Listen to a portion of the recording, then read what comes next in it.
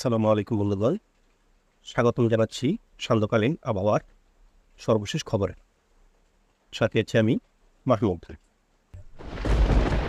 গত কয়েকদিন যাবতে বাংলাদেশের মধ্য দিয়ে নিম্নচাপ বিরাজ করায় বাংলাদেশের দক্ষিণাঞ্চল সহ সমগ্র বাংলাদেশেই বৃষ্টিপাত লক্ষ্য করা যাচ্ছে।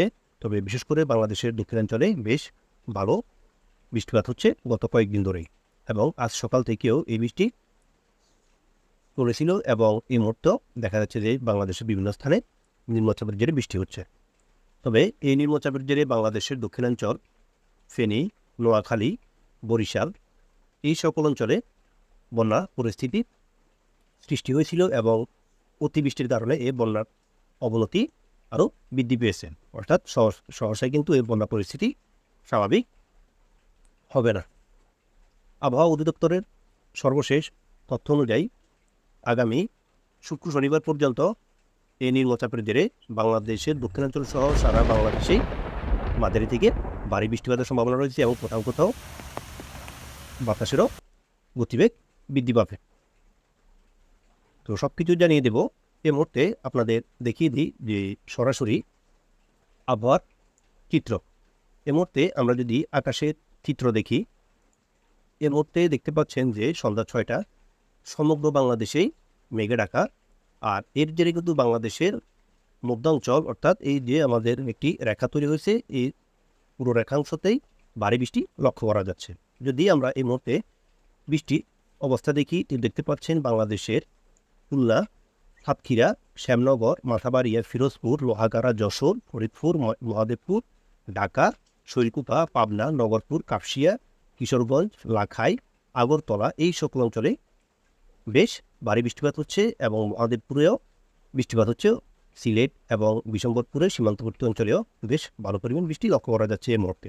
আর এছাড়াও বাংলাদেশের অন্যান্য যেই সকল অঞ্চল রয়েছে, যেমন মেহেরপুর এবং হচ্ছে আমাদের চট্টগ্রাম, মহেশখালী, ফেনী, কুমিল্লাতেও ছিটেফোঁটা বাহ্যিক বৃষ্টি লক্ষ্য করা যাচ্ছে এই মুহূর্তে। যদি আমরা আজ রাত 9টার দিকে দেখি, তাহলে দেখতে পাচ্ছেন যে বাংলাদেশের চট্টগ্রাম, কুমিল্লা, বরিশাল, খুলনা, ঢাকা এই সকল অঞ্চলে বৃষ্টিপাত অব্যাহত থাকবে এবং ফেনী এবং নোয়াখালী এই সকল অঞ্চলে বৃষ্টিপাত বাড়বে।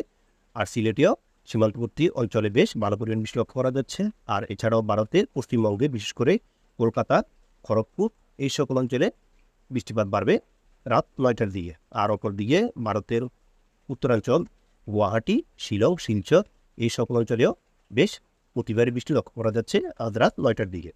যদি আমরা আজ রাত 12টার দিকে দেখি, দেখা যাচ্ছে যে বাংলাদেশের দক্ষিণাঞ্চল, বিশেষ করে ফেনী, নোয়াখালী, কুমিল্লা, ফটিকছড়ি, এরপর হচ্ছে বরিশাল, ফিরোজপুর এই সকল অঞ্চলে ভালো পরিমাণ বৃষ্টি রয়েছে। আর এছাড়া ভারতের ত্রিপুরাতেও বৃষ্টি লক্ষ্য করা যাচ্ছে এবং চট্টগ্রামের পার্বত্য চট্টগ্রামেও বৃষ্টি লক্ষ্য করা যাচ্ছে। আর আংশিক বা সামান্য ছিটেফোঁটা বৃষ্টি রয়েছে সিলেট, ময়মনসিংহ, কালাই, রাজশাহী এই সকল আশেপাশের অঞ্চলে।